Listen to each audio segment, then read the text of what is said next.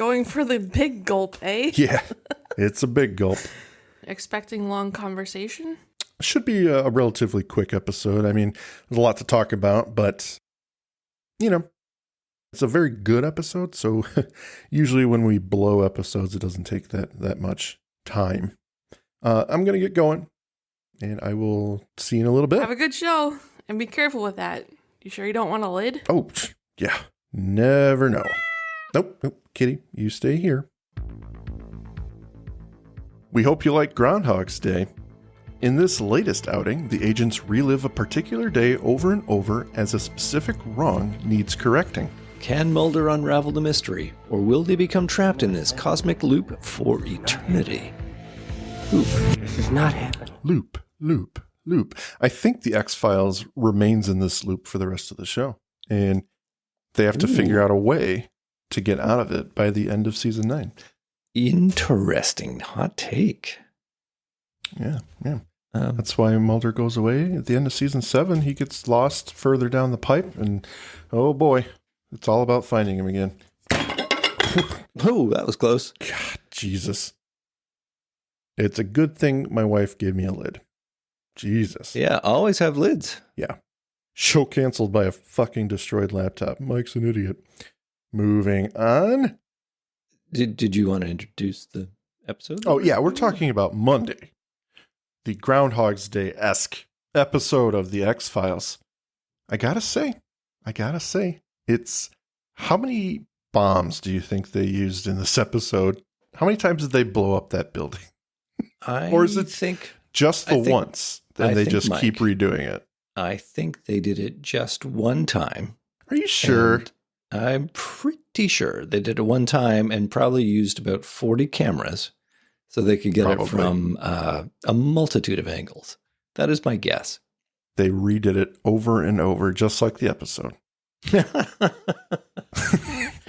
I like where your head's at. I just don't think that they got that much money. I have a lot of faith in Hollywood productions. It's that true. They and it is take the hard way. 90s. They are rolling in money in the late 90s. Money and cocaine. Money and cocaine. Ugh. Well, did you know that this episode was previously titled Mobius? Mobius? Mm-hmm. No, I did not. Do you know what the Mobius strip is? It sounds very familiar. But no, you go ahead. I'm sure that field researcher Bran will enlighten us with a paragraph full of information. But if you take a strip of paper, you turn it over, you just give it one fold. Not one fold. Like you take one end, and you twist it. And then you tape it back together. Then if you run your pencil across... Look at the Bran. He's got an image in there. Jesus Christ. So you take a pencil and you start writing on it. And then as you go around, you'll find that you come back to where you started writing. Oh. You never did that in math class? I'm sure I did. I don't really remember. I kept my arts and crafts with art and my addition and subtraction with math. And that's about all I can do. Well, I like this episode, and I think you do too. But I mean, we know why, of course, because this is Vince Gilligan. God damn it, Vince! Just write a bad one, okay? I'm tired of listening to how great you are. You need to give me another 45-minute episode because I'm just going to love everything about it. Exactly. I'm not going to have any notes. I'm not going to say that's not entirely true. There will be a note or two, but for the most part, I really liked it. Yeah, very fun. Intricate details you notice about every loop, and it's subtle stuff that is fun on rewatches where you're like, okay, I picked this out, pick that out. You learn a little bit about the episode each time you watch it. It's pretty fun. It's so true. But this one takes place primarily in Washington, D.C., in the office and the bank. A minimal number of locations, probably saving them a boatload of money. Although I gather you can see some pretty notable LA landmarks. Which are subbing in for downtown Washington. LA City Hall, I think, is one of them. I would have loved to be down the block from this shooting. That would have been pretty cool. Because it's not often they do this kind of stuff. I mean, in LA, it's, okay, the X-Files is in town. We're going to just take over a few city blocks and shoot a blowing up bank. That's pretty cool. Did you ever see a movie called The Professional? It was the North American name. In France, it was called Léon. Oh, yeah. A very young Natalie Portman, yeah. Yep. I just watched Stephen Colbert interview Gary Oldman, who was the antagonist in that movie. Is very famous. Every one line is pretty cool. But he tells a story of how the final moment in his character's existence in that show is he's over top of the dying body of Léon, and Léon hands him a grenade pin, and he looks and he sees that, Léon's got this whole vest of grenades, and one of them has the pin pulled, and clearly he's in deep doo-doo. And then the explosion happens, and he says that when they filmed that, obviously the actors are nowhere near the set, but that day... What? Well, I know they're not actually there, where the characters are. They're not those characters, Mike. They're actors who portray the characters. I'm not following. No, see, they exist kind of like a mirror. The character on one side, and actors are on the other side, but they're separated. They're different things. But interesting. But they're there. Yeah. They're there. You have to be near a mirror to cast a reflection. Yeah, they're like vampires, actually. The comparison is apt. Yeah. I know. You can continue to think on that while I tell you the rest of the story, and then we can actually start talking about the X-Files. So Luc Besson, the director, actually said to Gary Oldman, hey, we're doing this explosion. It's going to be huge. You should come and watch it. So they sat out there and watched it. And of course, as you would imagine, in New York, a huge crowd of people gather around because this big thing is going to happen. Word gets out. Across the street from where they're filming, a bank is being robbed, and actual New York police show up and cordon off the area. So there's a crowd of people that are watching over their right shoulder a bank robbery, and over their left shoulder a giant explosion happen. And you could sell tickets and popcorn to this thing. That's awesome. You can't write that kind of stuff. You cannot write that stuff. It's almost the same as, unfortunately, this isn't an interesting one. This is more sad than anything. But the night that they shot the bar scene in Terminator 2, I believe the same night, just a little ways away from the Rodney King incident that was going on. Ouch. That is the same night, very close in proximity. Yikes. Not a good thing. The Terminator was there to save the day, though. Well, he was busy taking some guy's motorcycle. And his clothes. And his sunglasses and the weapon. And all the stuff. He's just all the stuff. Man. Listening to some Steppenwolf. Your boots, your jacket, and your motorcycle. I can't let you take the boy's wheels, son. Get down before I cut you down. Oh, anyway, a movie we could watch. We could watch the Terminator. We could do a watch along with that one. Absolutely. Absolutely. Well, the good listeners are probably thinking, you guys have some great dialogue right now, but I'd really like to hear about Monday. You sure? Because, we've been going on for 9 minutes. And that's okay. That's close to Monday yet. The last time I edited, or our last episode, actually, one son. We had some excellent dialogue back and forth that was... Before we talked about a single bit of that episode. Yes. It was quite a while. No complaints, but that's good. Well, let's see if we can motivate them to complain. Let's do it for 10 more minutes. Yes. Or maybe I just need to talk with an Irish accent, and then we get some quality feedback. We would get some quality complaints. Well, okay. Monday. Vince Gilligan, little joint here. Who is it directed by, Andrew? Kim Manners. Mm-hmm. Gotta love them. Their heavy hitters are just all over the place. It should be noted that John Shaban also wrote Monday. He was on the writing credits. Yes. Not solely Vince Gilligan. No. And they work together a lot, those two. Yeah, as you would imagine. Well, what do you say we get started, sir? I have been waiting for 10 minutes now to get started. You haven't been waiting. You were just telling a story. Fucking liar. All right. Well, we open on Craddock Marine Bank. State time in Washington, D.C. or L.A. It's a bustling street. Without warning, squad cars burst onto the scene, all swerving to a stop in front of the ornate exterior of the bank.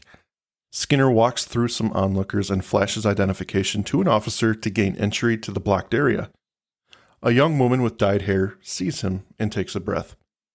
As he rushes to the scene to figure out what's going on, he offers his help. The officer tells him the silent alarm has been tripped. There's a robber, armed, single gunshot. They can't see well, but there appears to be a body on the floor. We're probably asking ourselves at this point, hey, why is Skinner here? Well, he tells the officer in charge that 2 of his agents are in there. A shout from behind them. It's the woman calling to Skinner.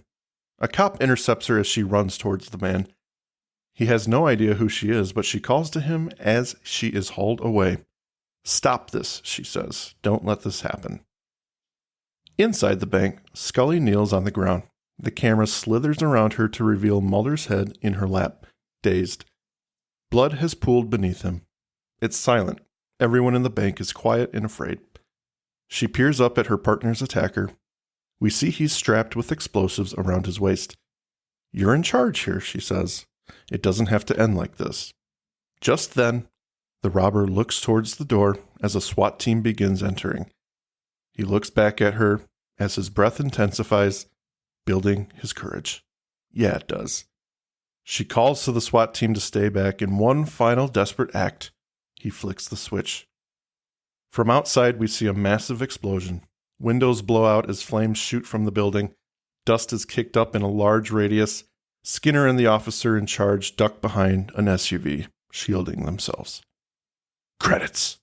Scooby-Doo. Episode. It's been a great run, but I guess that's the end of the show. I think we need new material on that. I think we, every time something happens that threatens the agent's existence, we say that. But that is because they have gone to this well half a dozen times so far. Thus, we are aware of how often they're going to the well.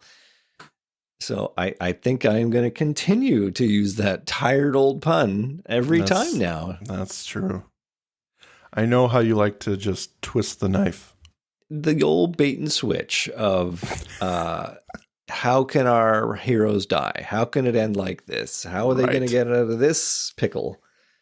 This is quite the pickle. Going to be. This is a jar of pickles, sir. It's a jar. And you just know that immediately following the credits, there's going to be a legend that says 24 hours earlier. Or something. Of course. Yeah. They're not going to start at the end and keep going. Skinner identifying the bodies. You know? Oh, that's Mulder's hand. Mobius jar of pickles. Ooh, a Mobius pickle. It's one continuous pickle. Yes. Yeah, I can't even imagine. We come back, Andrew. Outside Mulder's apartment, a newspaper delivery man tosses the day's news at his door, waking him up. After a moment, Mulder gets out of bed. The mirrored ceiling still in place from Dreamland. Love it or hate it. As he steps onto his carpet, he's treated to wet feet. Soaking wet. His waterbed is still a stowaway from Dreamland. Also, I think, what's his face? There's some inconsistencies here, Andrew. Again. Oh, what? Inconsistencies. I know you like them, but at the end of Dreamland, when everything supposedly snapped back, the waterbed remained. The waterbed remained and the glass ceiling, the mirror ceiling. But we knew that, though, because even at the end of Dreamland, in the denouement, he goes into his apartment and then he comes back out to check that he's got the right apartment. So yes, they're having fun with that because absolutely this is where we're picking up. But yeah, I wasn't going to pick on that. I was going to be okay with that. I was going to march right on by that, but you brought it up. Whatever. You've got the issue. I don't have an issue, but I know you do deep down. You're trying to preempt my issues? You can't do that. That is come unbidden. All I do now. I watch these episodes and go, all right, he's got an issue with that. He's got an issue with that. It's ruined my experience for the show just watching it. Oh my goodness. I am sorry? ? I'm joking. Well, his waterbed has sprung a leak and soaked his floor, shorting out his alarm clock outlet. The frustration in this scene continues to mount as one thing after another goes wrong, culminating in him dropping his phone into the drenched carpet, rendering it useless. He's got a case of the Mondays. He does. He checks his watch, analog watch. 7:15. He's late. He hurries out of his room to get ready for work, stepping over his tennis shoes. The camera lingers by the shoes as he fumbles around. When he comes back in a hurry, he steps on the edge of one of the shoes and he loses balance, falling onto the carpet. As he rights himself, he answers the newly ringing phone. It's his downstairs landlord calling to complain water's dripping through the ceiling. He apologizes and admits he isn't supposed to have one, but he thinks the waterbed was a gift. Without resolution, he hangs up, puts a finger in the hole of the bed, but that accidentally makes it worse. At the FBI, Mulder is freshened up. He's arrived in his office and is opening his check. Quickly, he tears it and signs it. Scully walks in. She informs him he's missed their meeting. He lets her know how his day's going with thick sarcasm. He informs her his current situation is to get to the bank to deposit his check so the payment he made to his landlord doesn't bounce. She's unimpressed. Ever have one of those days, Scully? He asks her to cover for him, and he will be back soon. From here, we go to an apartment on the East and 8th. A car squeals dangerously out of traffic to the side of the road. The driver is a disheveled man with a goatee. It's the robber from the pre-credits scene. In the passenger seat is the young woman with dyed hair, his girlfriend Pam. He asks her if they're good, but she sits quietly. She dismisses him. Right, Bernard, telling him to run his errand. He's just got to go pick something up, no biggie, but she isn't buying it. She knows something's up. He steps out of the car into a passing cyclist and blames him for their small collision. During the short confrontation, the camera lingers on Pam in the car, who mouths both men's exchanges to a T. Has she been through this before? I actually like that. It's a nice little scene. I do too. It's worth pointing out her role in this. I think the episode is really, it's her show. Carrie Hamilton is her name. And boy, she has just nailed this very multifaceted character. Like she's in a personal kind of hell. And it is really, really good.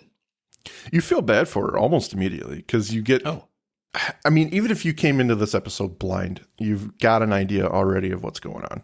Yeah. With her mouthing those words between the two men. Okay, so she's experienced this before to a point where she knows exactly when something's going to happen.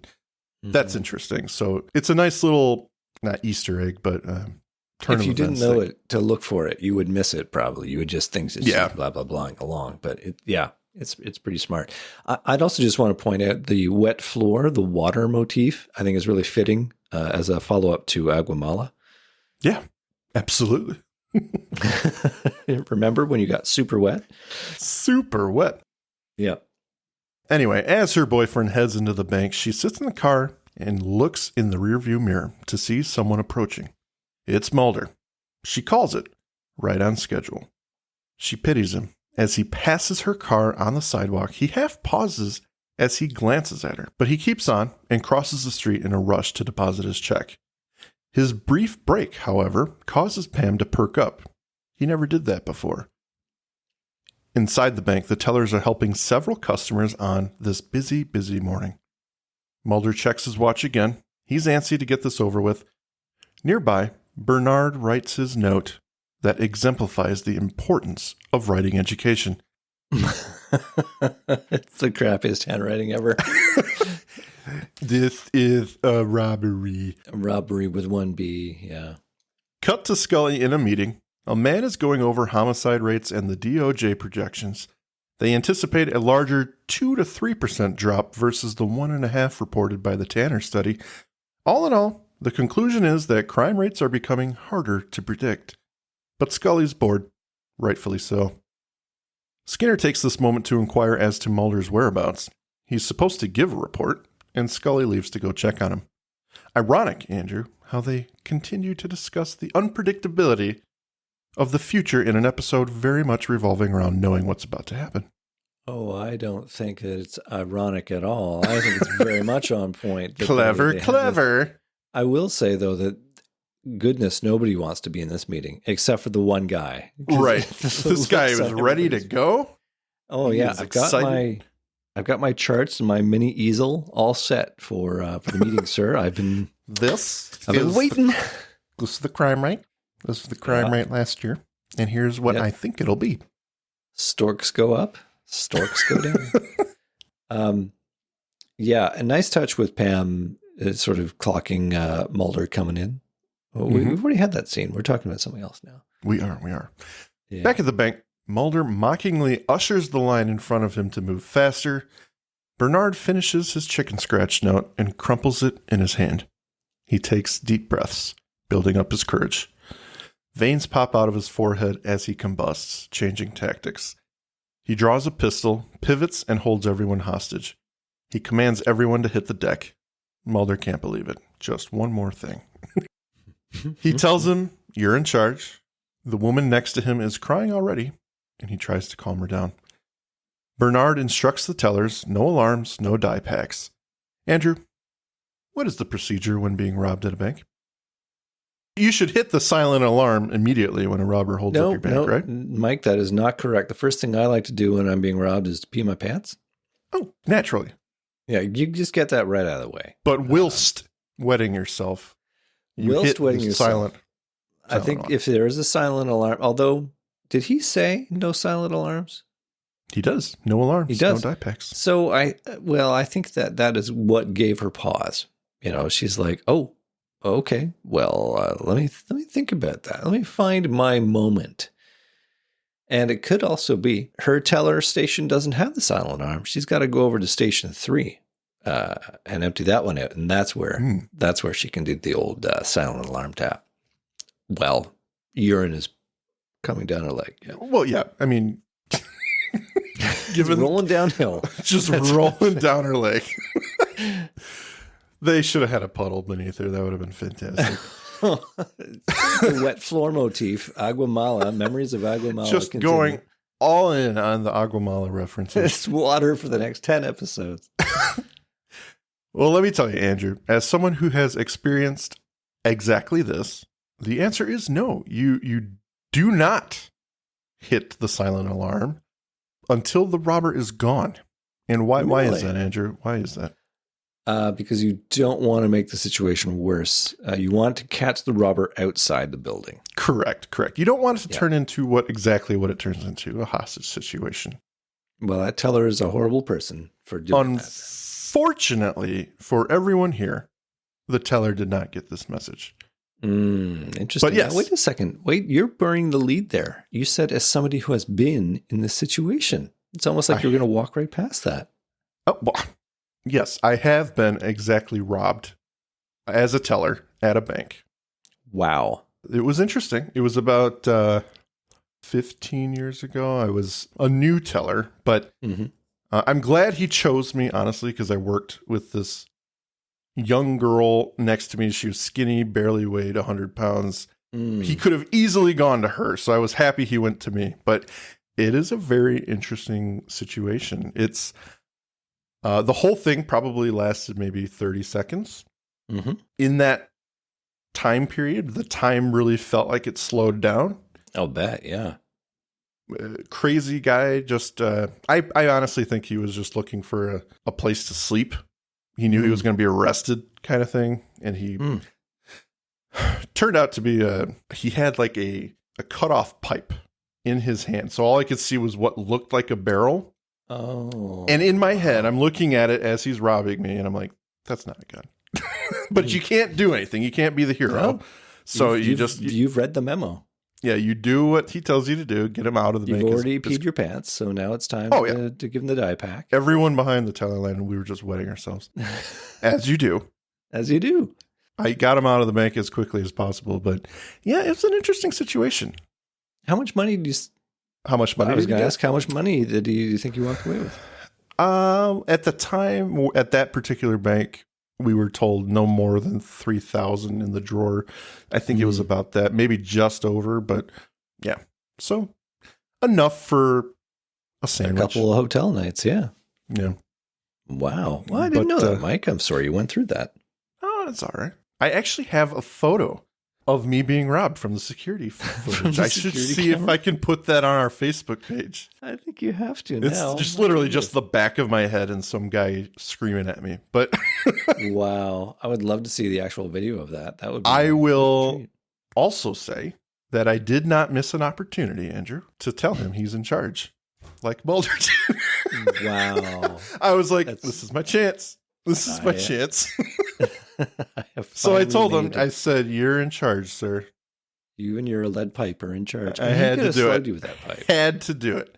Yeah. Well, it wasn't sarcastic or anything. I was just letting him know, you're good. You have been briefed by the show. I mean, how else will X-Files stay relevant? Give us life lessons. It was a fun time. Good time. Got the rest of the day off. Always a positive. You're a silver lining kind of guy. I love it. That's what you look for? Those were the days. Those were the days. Yeah, Getting all right. robbed at gunpoint. I don't even remember where we were in the show. My goodness. The teller was fucking up by hitting the button. Right. Yeah. Anyway, yeah. So it's just yet another example of this being a terrible show where they get stuff wrong.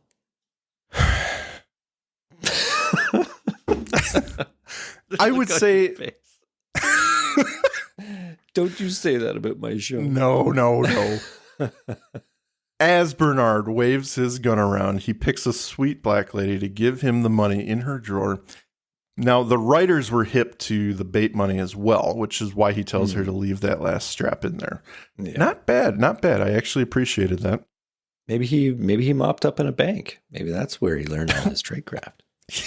He did mop up at this bank, particularly. Mm. We see her push the silent alarm with her foot, which is a stupid thing to do. I think that is the fourth time you have told us about how stupid that is. So let it sink in. I'm sorry. Fine. I'll cut it. Cut it, Andrew. God. How many times have you said superpower? It's true. Oftentimes in the same recording. Yeah. That is true.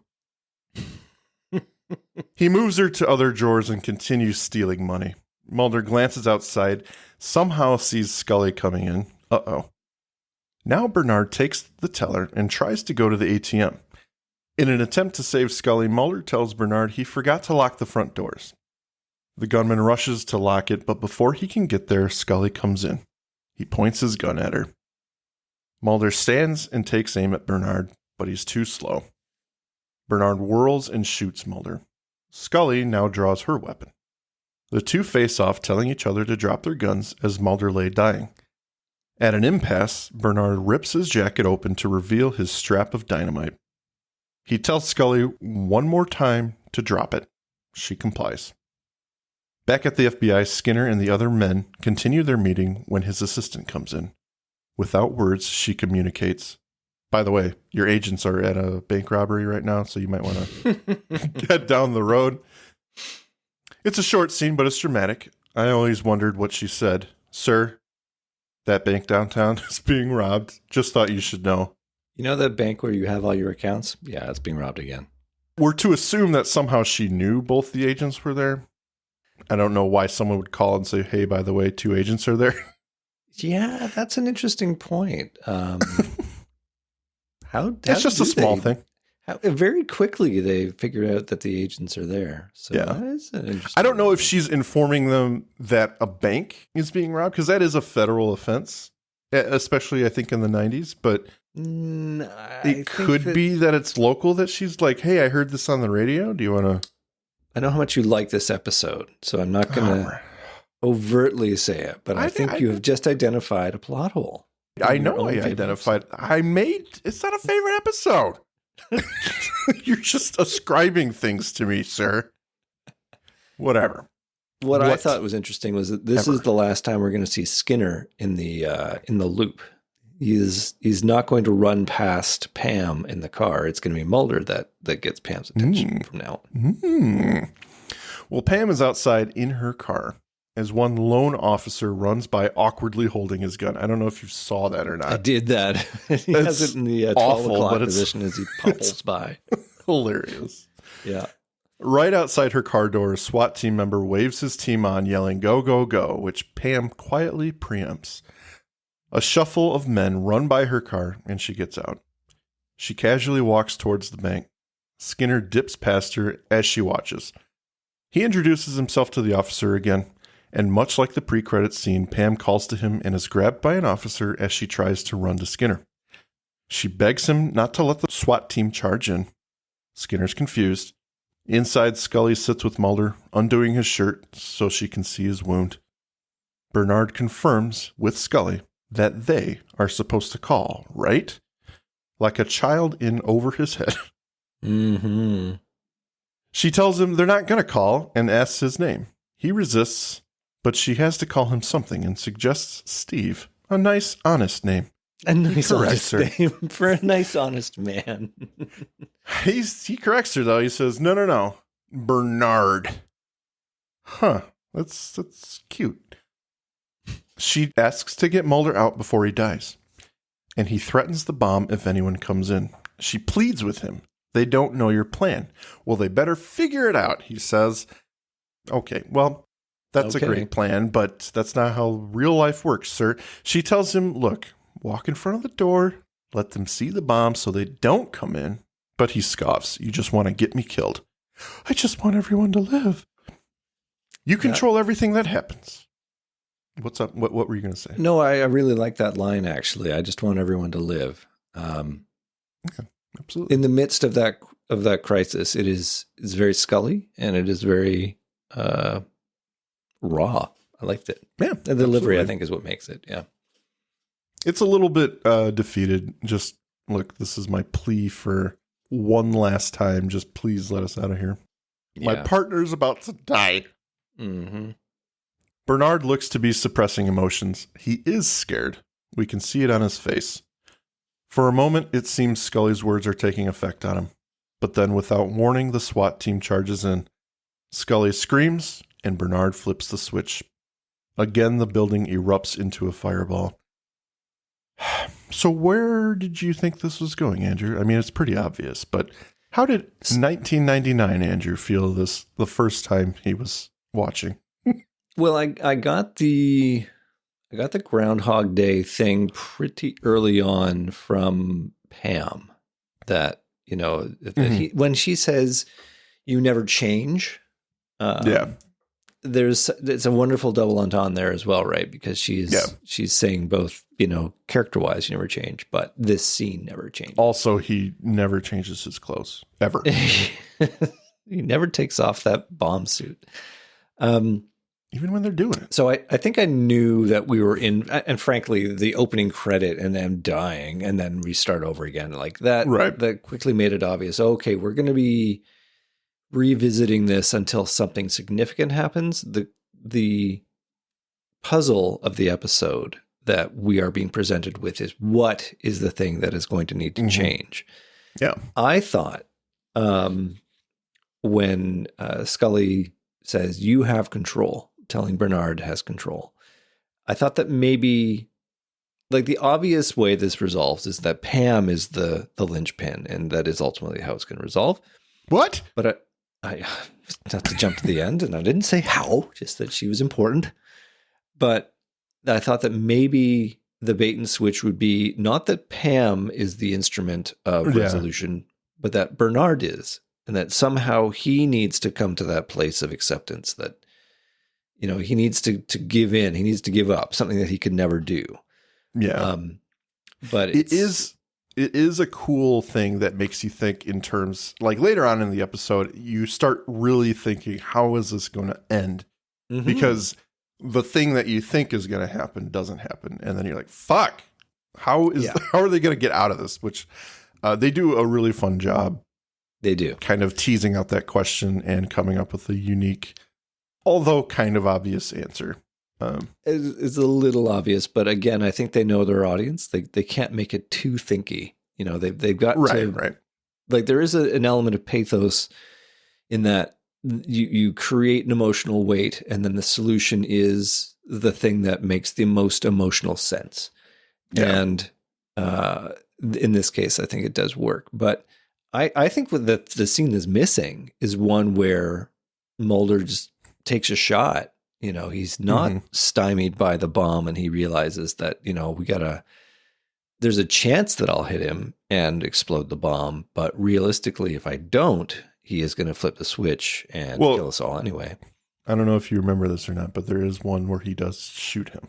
Yeah, but then he's not dead. He falls over, and then he rips it off, and he clicks. Like, I what thought you were happens forgetting a complete No, scene, no, but- no. I do. I just think that there needs to be one where he shoots multiple times and makes the bomb explode. Gotcha. Underlining just how dangerous, it is. And yeah. telling us, the viewers who know about this looping business, that's not a valid solution either. Yeah. So, yeah. They could have done a lot with that, but yeah, they go a couple different directions. I like Brand's suggestion. What if Mulder just showed up to the damn meeting on time? I mean, that is always a good suggestion. Totally not in his wheelhouse, though. So no, sir, not an option. Mulder does everything on his time, even if it's by accident.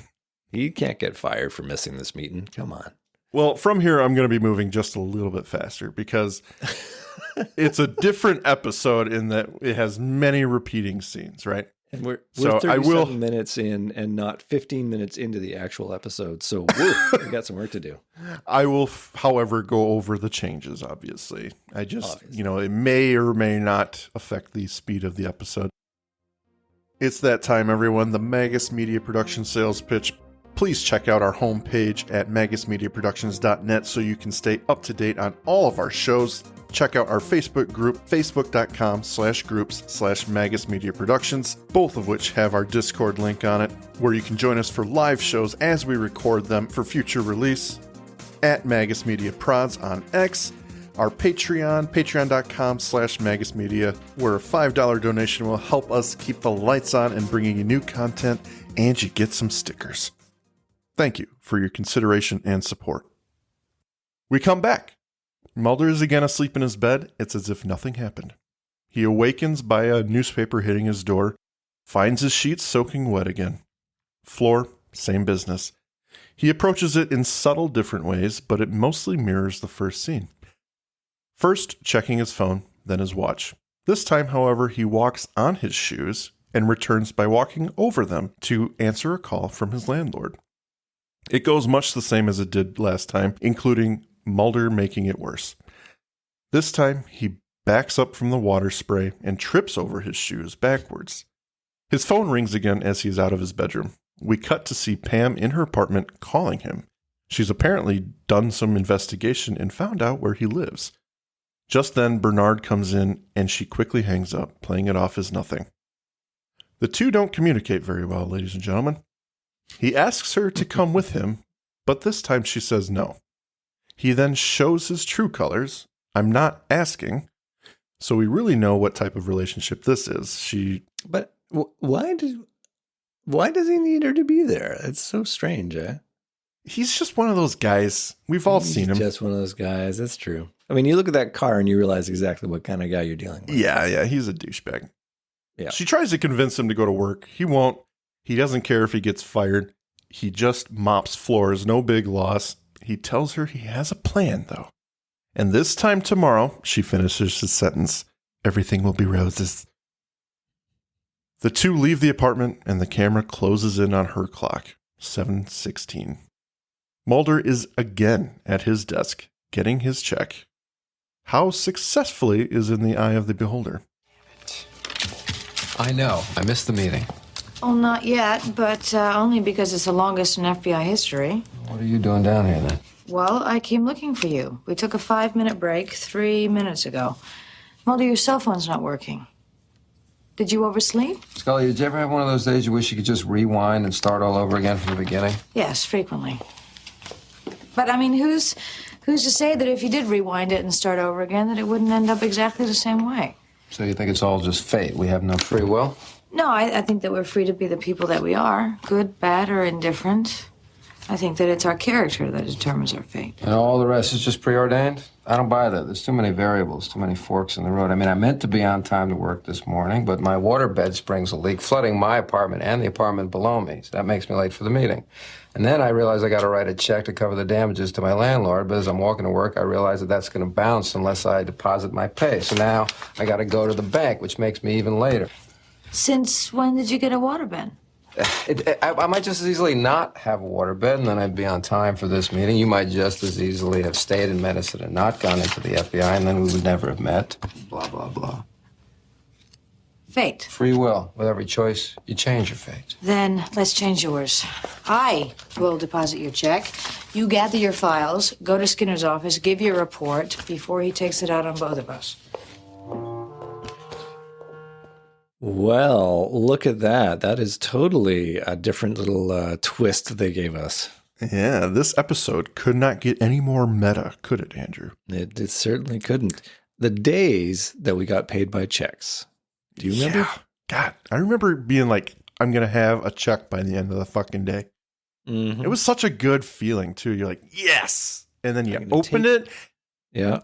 and it was so disheartening. They've taken off so many deductions. FICA. Fucking assholes. Yeah. Well, anyway, this time Scully's going to take the check. And as she walks into Craddock Marine Bank, Bernard is there writing his note. But instead of "this is a robbery," it's "this is a holdup," one word. And for those interested, the term holdup is typically used in these situations and over the years has been annoyingly smushed together to create one word, much akin to drive-through or walk-through has in the past.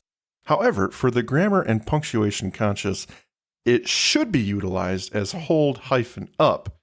This is, of course, different than the term, hey, hold up, as if you're trying to make a closing elevator door. A hold up, that is hold-up, is an action hyphenated because you are conjoining two separate words to mean something new. So in short, Bernard is an idiot, and I don't like him. He doesn't know how to write. Did you say something about wanting to speed things up? Sorry. Don't be. That was a lovely diversion. I'm jealous. It was really good. A speed up.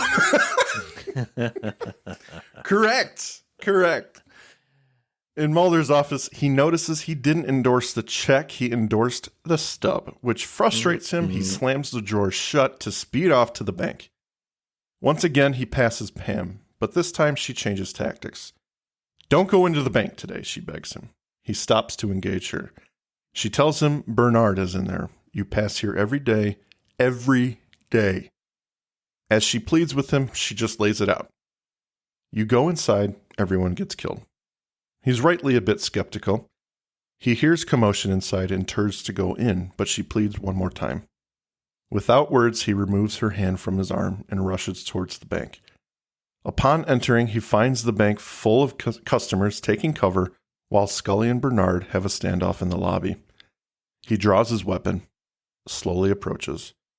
Bernard threatens Scully if he continues, and Mulder graciously takes it upon himself to roll the dice with Scully's life and continues his pursuit. The gunman stares Scully down and rips his jacket open to show Mulder his device, which stops him in his tracks. When Mulder calls him by name, this throws Scully a little bit, and she takes the moment, Andrew, to look at Mulder. Now, I'm going to editorialize here a little bit. You don't remove your eyes from someone pointing a gun at you. Fair. I don't know that that's intelligent to do. She could look at him sidelong. You know, you could know that you're looking over there and not actually look. It's a right. thing. It is. It's just small thing. You know, someone, especially someone you don't know. Not that you know, pointing your gun at someone. No. That's gun safety number one. I don't know. She could have lost it there, and he could have just shot her. I don't know. It's just whatever. No, he's into bomb mode now, though. He knows he's got the power. So he's shown his bomb. She slowly kneels to check the vitals of the woman Bernard shot. She's not dead. Mulder offers for him to end this right now. The teller pleads with Bernard from the ground, "Please don't do this. A whole lot of police are coming." This alters everyone's mood. Bernard looks at her. She's really terrible. She's terrible. She's terrible at her job. Moral of the story. "You tripped the alarm," he says. He seemingly gives up. Maybe it's because of this episode that the policy that you followed exists. Oh, absolutely. Yeah. This episode changed the banking industry enormously. Head to toe. In fact, this is our training video. You want to see what happens when you push the button too early? You enter a loop in time, reliving the same moment That over and over. is what gets us not to do it. This fear of... It's literally hell. Yes. Well, where was I here? Okay. I'm sorry to interrupt. That was just too good. Bernard seemingly gives up, shakes his head and looks up. He drops his gun. For a moment, Mulder averts his aim. Then Bernard's hand reaches for the trigger. Mulder bolts for him, but it's too late. From outside, the building explodes once more, and Pam ducks behind her car, covering her ears. She cries as smoke curls around her. Mulder's hallway. 1, 2, 3 days, 3 attempts. He awakens in his bed again. Again, it has sprung a leak. Soggy floor, wet cell phone, angry landlord. You know the drill. This morning, however, Mulder is a little more confused. This seems awfully familiar. At the FBI, Scully tries to reach Mulder, but she can't. She hears her name from down the hall and turns to see a woman with casual clothes on and pink streaked hair. It's Pam. She's done some more investigation. She tells her where, when, and what is going to happen. Scully delightfully asks if she got separated from her tour, but Pam simply says, if you go to that bank, you'll die. Another agent, or tour guide, comes to get Pam. We go now to Mulder's office. Oh, hey. I missed the meeting? Huh? No, we took a 5-minute break about 3 minutes ago. Mulder, your cell phone's not working.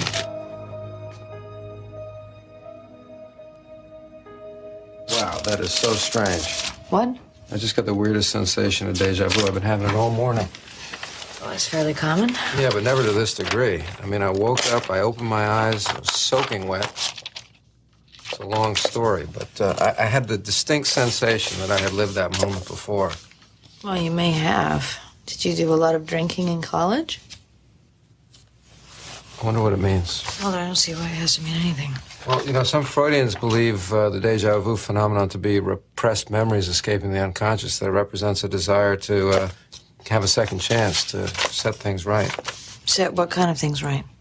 Whatever's wrong. Mulder, it's more likely that we're talking about a simple neurochemistry, a glitch in the brain's ability to process recognition and memory. Doesn't mean that the memory is authentic. Yeah, well, but what if it were? What if you'd lived this moment before and now you're living it again? Yeah, so that I could right some wrong or change fate.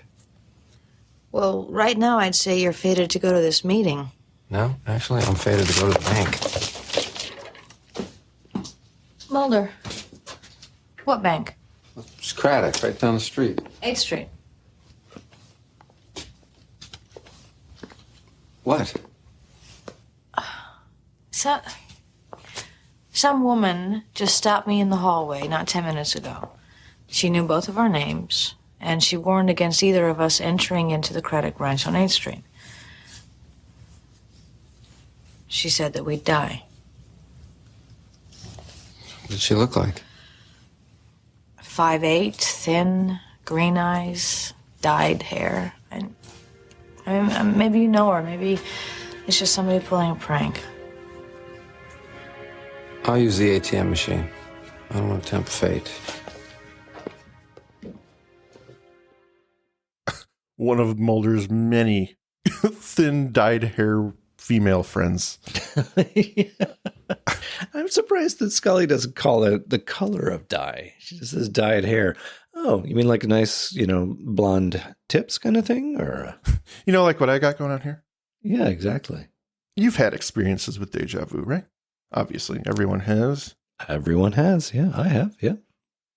I like this scene because it really makes you think a little bit about what it, not necessarily what it means, but I thought about some of my experiences with deja vu, and it really does, because there are vivid moments where you're like, I've been here before.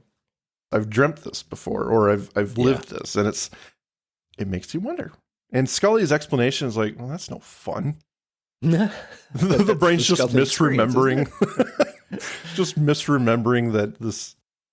It's a cool concept, and it really makes you think about the possibilities, Andrew. Could we be living parallel universes? That kind of thing goes through my head.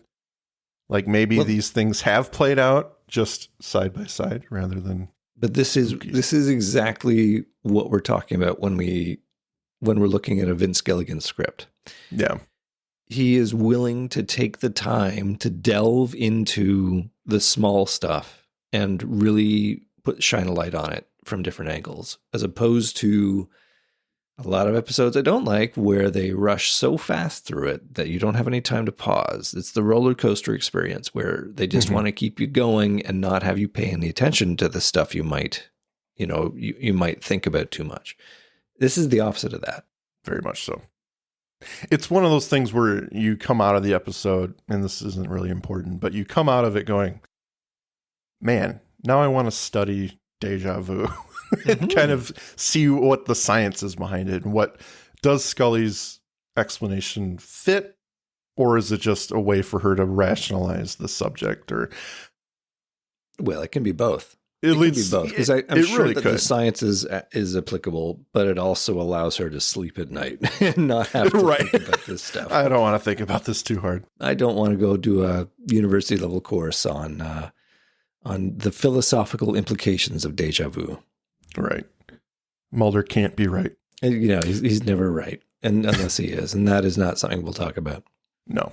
Out on the street, Mulder digs out his check and approaches the ATM. But, Andrew, it is out of service. And I think we know what happens next. But before that, has other plans. He wrestles with himself, and he happens to see a woman Scully described across the way. He goes to her. "You're the woman who spoke to my partner." She tells him she's spoken and met with him more times than she can count right now, right here on the sidewalk. Mulder fills in the blanks. We go in a bank, we die.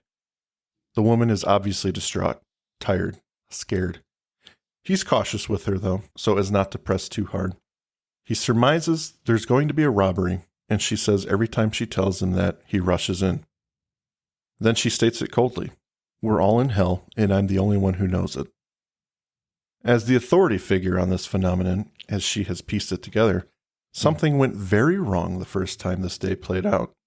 It didn't go as it was supposed to, and now they're stuck in a loop until it gets fixed. Despite her best efforts, which include drugging her boyfriend, calling the police on him, he always gets here. He was meant to. She's trying everything, and it's come down to Mulder and Scully. If it wasn't for you, nobody would die. And Mulder says, "Fuck you, Pam. Don't lay this blame on me. Everyone dies. I'm going to prove you wrong." And he runs into the bank. We cut to Mulder entering the meeting late. He takes a seat and notices Scully missing. Skinner informs him that she, ironically, went to go look for you. He rushes out as quickly as he came, and Skinner is beside himself. Scully arrives at the bank looking for Mulder. She passes Bernard, who then engages in his robbery. A female customer begins immediately screaming and begging him not to shoot them. Yet, ironically, I wish he had. That woman. Something about her delivery is like, just You slap. could just do it. You could just do it. Yeah. Ugh. Too much.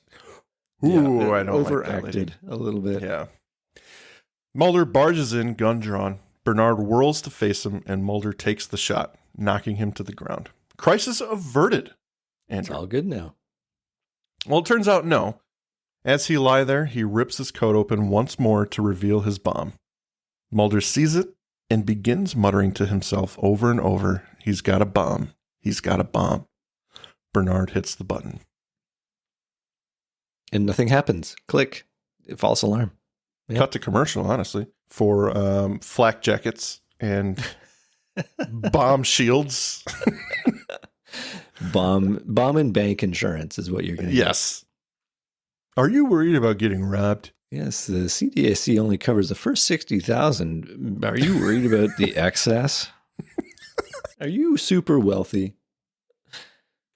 Oh.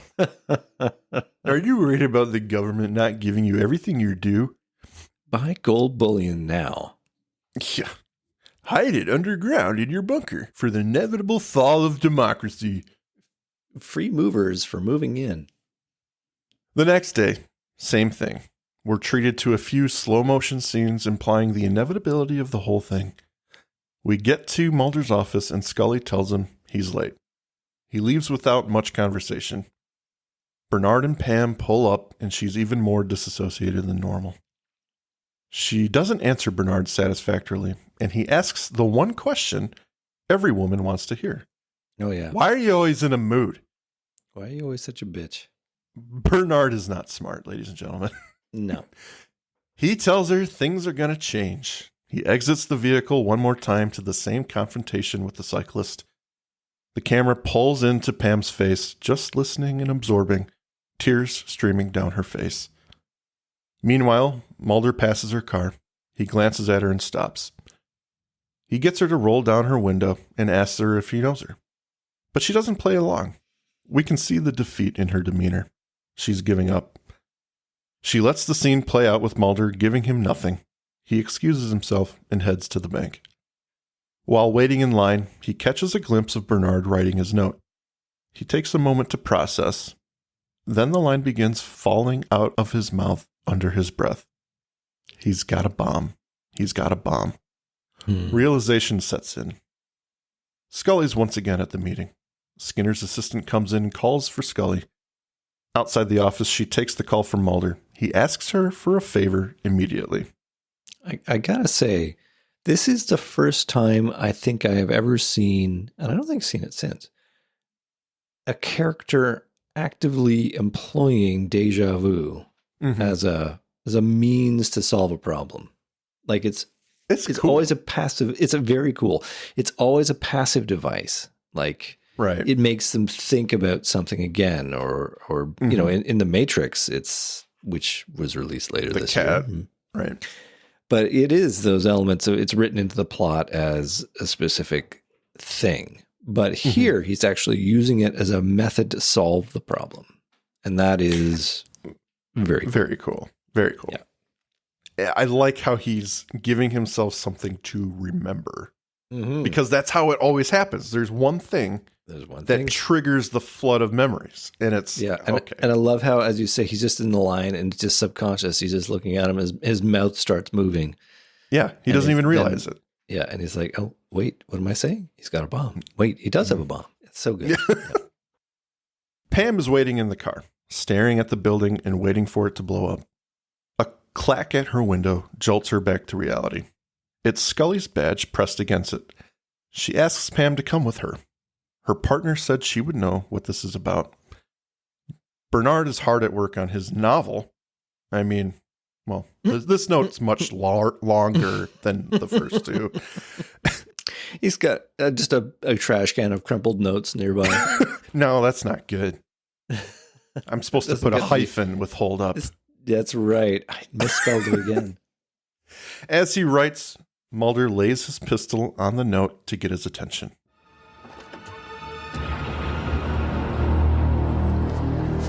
Ooh, listen to that music. Yeah.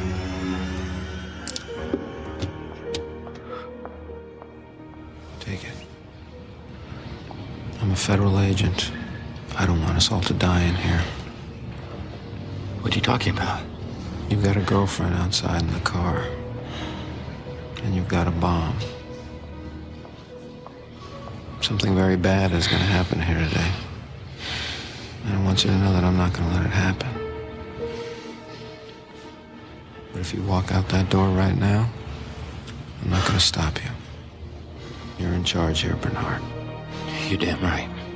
You can change your fate.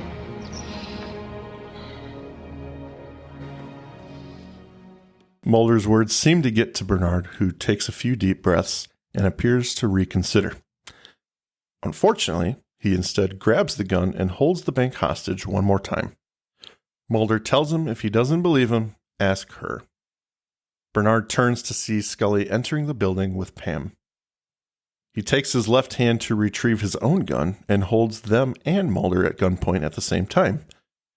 Mulder demands he stop this. You're dooming Pam over and over again to live this day. All of us are stuck. You can't possibly want this for her. Pam tries to get him to listen.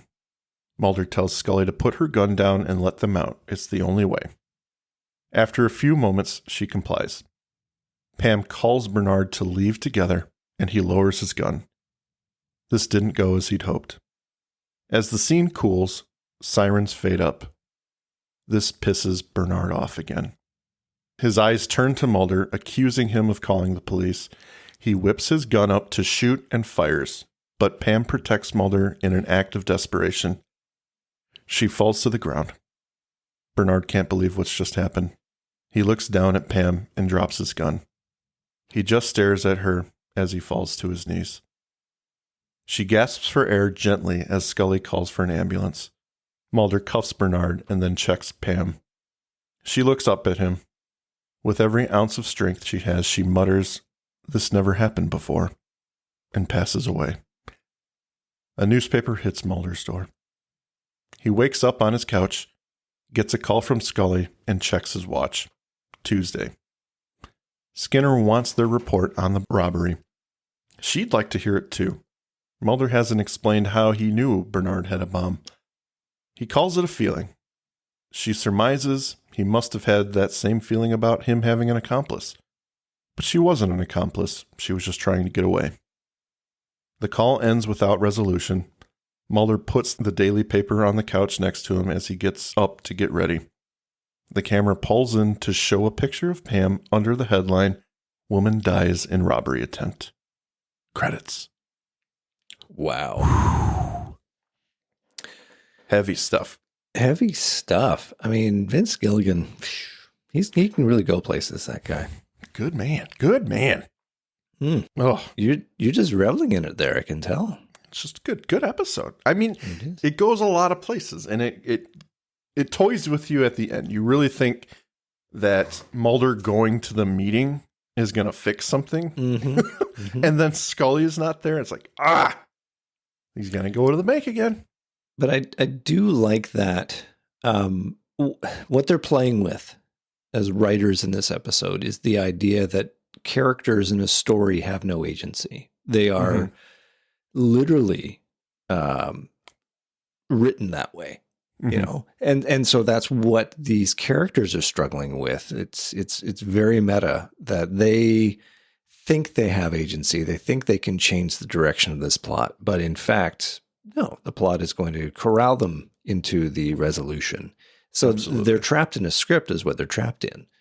And it's only when confronted with the source of what is wrong, the absolute pathos, is when it can be resolved. Now, I don't know if I necessarily agree that Pam is the problem, because that it seems to be what they're implying is that Pam has to die for everyone to be freed.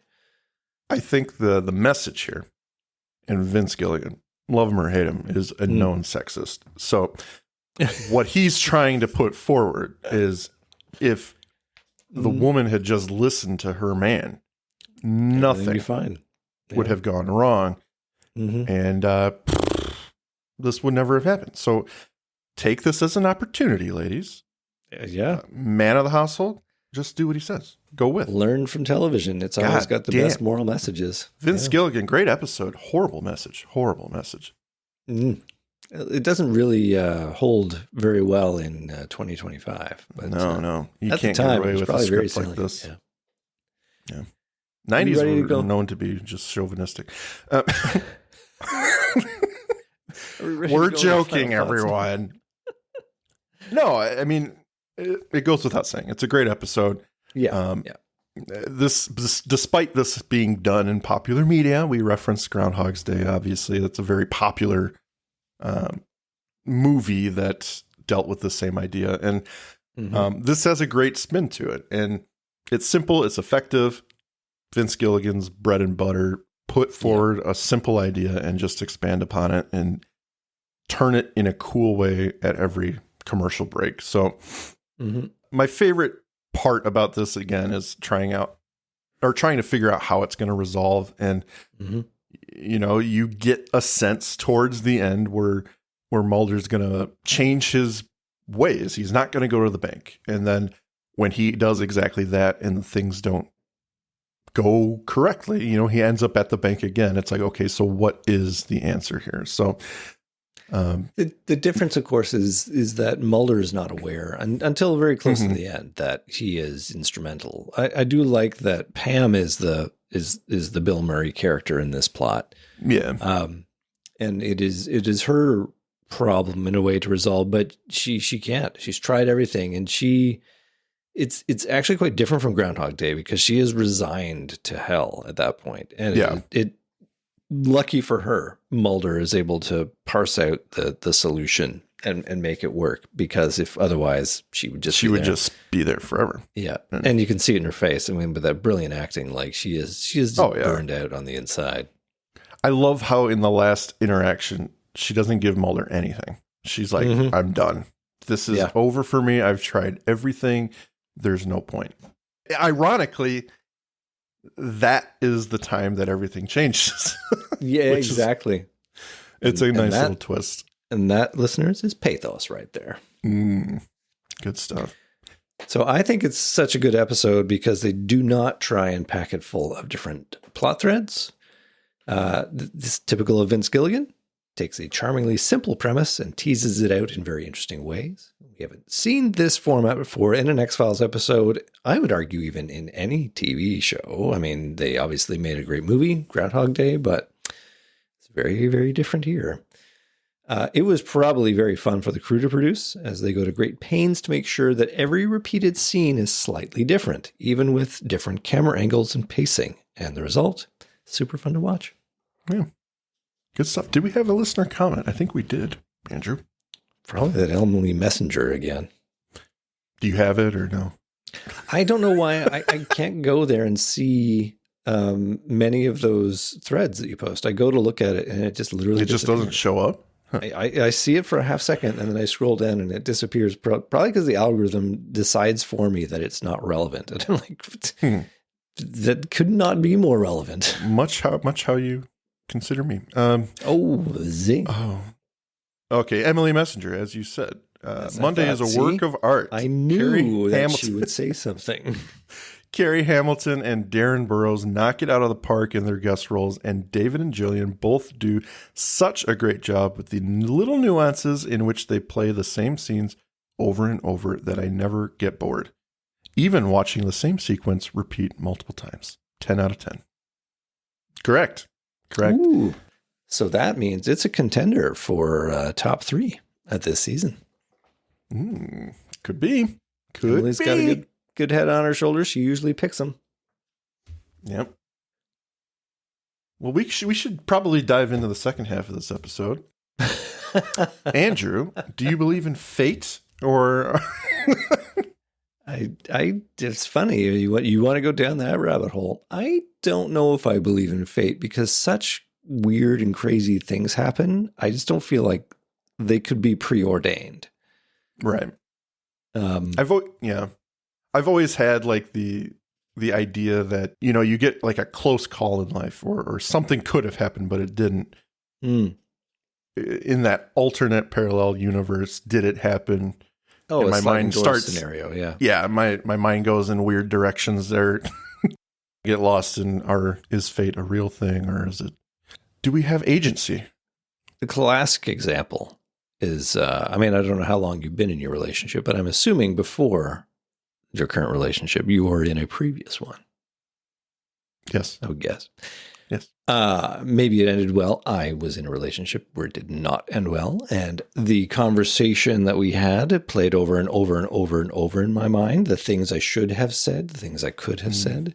So there is another example of parallel universes. In this universe, I was this person in that conversation. Yeah. To comment on what you were just saying, my previous relationship was doing so well that we just decided to call it. Oh, yeah? You had it on the top, right?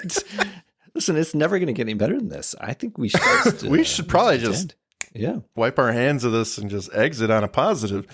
George Costanza, this bitch. We should just make a little statue to commemorate what was and get ready for the next one. Yes. No, yeah. I get lost in those situations too. Like, you find it's like the shower conversation. I should have said this, or why didn't I say that? And you go down the rabbit hole of how life would have changed had you said these things or done these things. And then I do that a lot. occasionally that conversation turns into, oh yeah, but actually I'm glad I didn't say that because it might have gone real bad. Yeah. All right. Well, I think that's great. the episode. Yeah. Yeah. And I'm glad that we recorded Monday on a Tuesday. Did they have an episode called Tuesday that we can do on a Wednesday? Ironically, this episode premiered on a Sunday, I think. It would have, yeah. People Weird. getting ready for the Monday by watching Days of the Sunday week, Night TV. all over the place. Good stuff. Well, I think I think we're done. I think we're done. I Excellent. appreciate everyone showing up and your lovely comments, Bran. Wonderful, wonderful stuff. Thank you, Andrew, for your hard work tonight. And if you would like to give one last shout out to the listeners, please feel free. Gentle listeners, thank you very much for being with us. It is always a pleasure for us to talk about these excellent X-Files episodes. I think we had a real good pair that we recorded tonight. Although when you're hearing them, they'll be one at a time. So you'll just have to divide your enjoyment in half and then compile it again at the end. So thanks for being with us, and we look forward to speaking to you next time. I feel like we've done this before. Have we talked about this episode before? This is the Nope, very first time. I have never used that sign off before. Weird. You can go back and check. I could have sworn we've talked about this episode before, but maybe not. Have a good night. I think my tongue touched it. Gross. All right. Check. Mic check. Day one. Okay. I'm gonna do it like you look when you're recording. You're like most of your face is covered up. You need to move your mic around. Are you recording? Yeah. La la la la. Okay. So you're going to talk into the microphone and those top two lines where it says your name. What are you doing? Are you saying yours? I already said mine. Just read it. Not the top part. Just read where your name and then a colon. Have a good show. You don't want a lid? Oh shit, I missed the first one. Going for the big gulp, eh? Now what? It was backwards. Everywhere your name is with a colon. Okay. Getting ready for the show? This is terrible. I hate this. Just so you know, I love you so much. That's why I'm doing this. All right, honey. Have a good show, and dinner will be waiting when you get done. Okay, day 4. You're almost Oh done. my God. You're almost done. Shoot me. I'm being held hostage. Let me out of here. I'll never call you we'll honey, just first of all. vamp this one. Vamp? Yeah. So I'm not a vamper. I am not a vampire. let's just do another take of day 2. This is day 4. Getting ready for the show? That's a big one. Expecting long conversation? Michael. Have a good show and be careful with that. Thank you for listening to today's episode. If you liked what you heard, please rate and review on your podcast app of choice. Andrew and I would be eternally grateful to you fine people for helping us expand and get the word out. Also, we've got a killer group on Facebook. Feel free to join in on the discussion at facebook.com/groups/thisisnothappeningpod and become an official member of the syndicate. We do polls and we have questions for every episode to give you guys the opportunity to chime in and possibly let your voice be heard on our recordings. And please join us on our new Twitter at tinhxfilespod, no dash, to stay up to date on everything, moment to moment. Thank you, and remember, don't stop swimming.